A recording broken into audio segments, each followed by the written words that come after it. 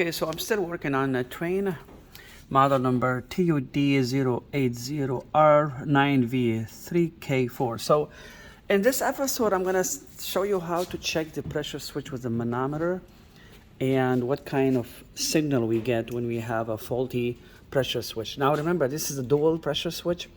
This one belongs to the first stage, this belongs to second stage. Now remember, if second stage is faulty, you're not gonna feel it till the second stage comes on.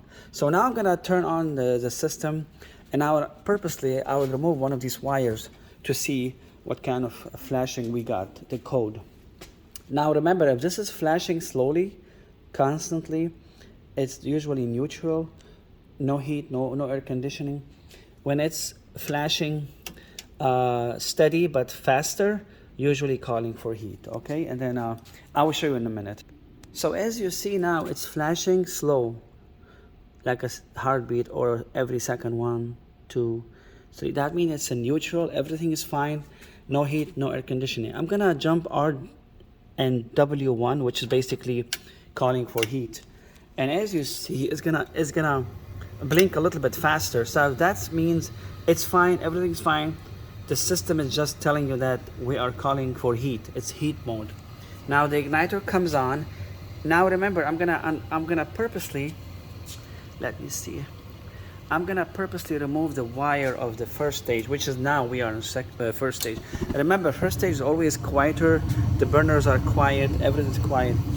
I'm gonna just wait for the blower to come on. Remember, the sequence of operation, inducer motor, the pressure switch communicate with the control board, ensuring that the pressure is good, and then the control board will energize the igniter, and then the gas will come on, and then there's a flame sensor that will always assure that the gas is firing up. Okay, I'm gonna just wait for the blower to come on. As you see here, it's gonna come on, and I will just I'm gonna remove the wire from the pressure switch on purpose. See, the blower came on. As you see, the paper is flying. Now remember, in your house, you're not gonna see this. You're gonna have a duct, and the air conditioning coil will be here. So I'm gonna remove one wire of the, as you see, it's gonna stop the flame right away. See, this is the wire of the pressure switch. Now we're gonna wait and see what kind of code we're gonna get, okay? See, the code is for first stage pressure switch is 3 beats. 1, 2, 3. 1, 2, 3. Okay, so 3 beats for first stage pressure switch. Now remember, when this is disconnected or anything that disconnect the first stage pressure switch, it will give you a same code. I believe also, I put it back, see how the flame came on, and we go back to fast, steady, blinking. Also, if the motor is bad, you're gonna have the same, the condenser motor, if it's faulty, you're gonna have the same code. Now, I'm gonna show you how, if I block the flow, how the system is gonna stop. Watch.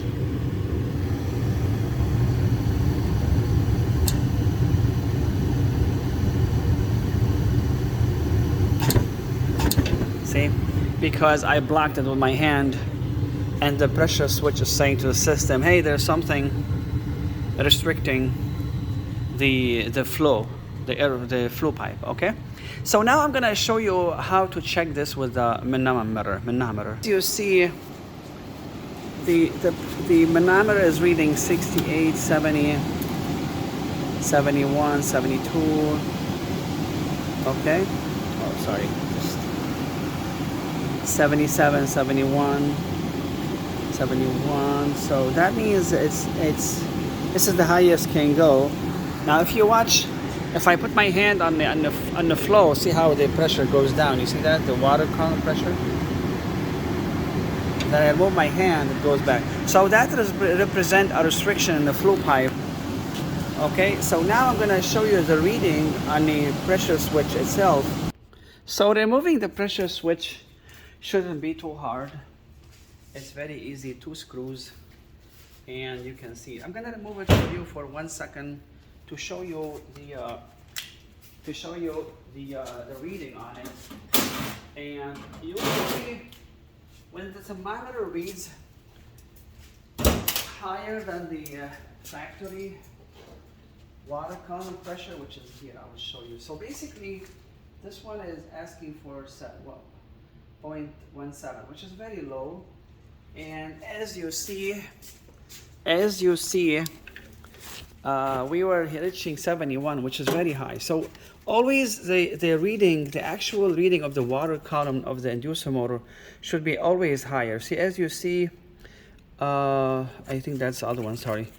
The other one. This one, you see, it says 0.17 water column. So we were way higher, which was almost 70 or something.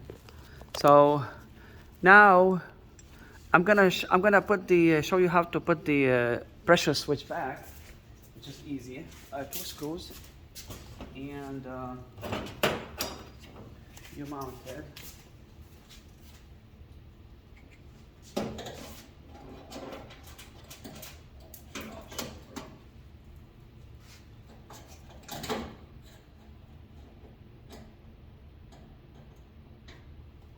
Sometimes it could be tricky.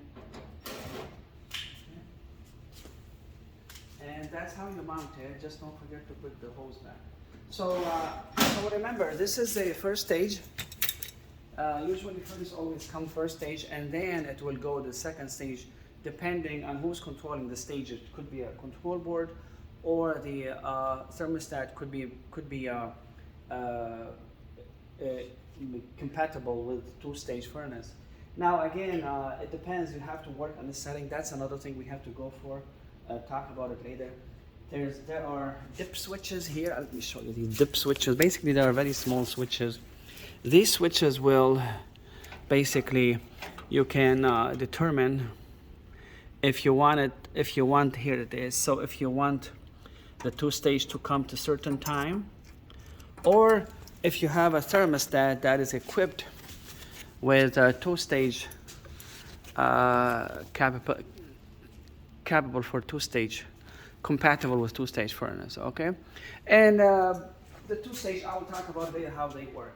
So now we understand how to monitor or to check the water column pressure by a manometer. And again, restriction can cause bad reading. The heat exchanger can be rusted, really bad rusted, and it could cause a slow flow of the combustion, and usually it goes less than the water column required, and then usually it will stop the operation for safety.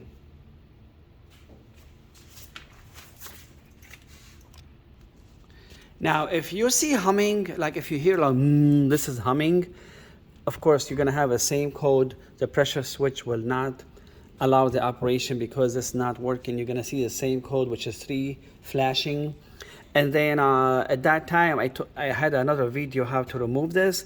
You have to look into the blower. Sometimes something can be stuck in there. If it's really old furnace, you might have a bad bearing. You can put a couple drops of oil on the bearing. There is a bearing in here. If you put some oil, again, it's not a permanent fix, but you can always make it work for a couple days so you can have some heat. If it worked, don't wait too long because it's going to be reliable. And then make sure there's nothing stuck in there.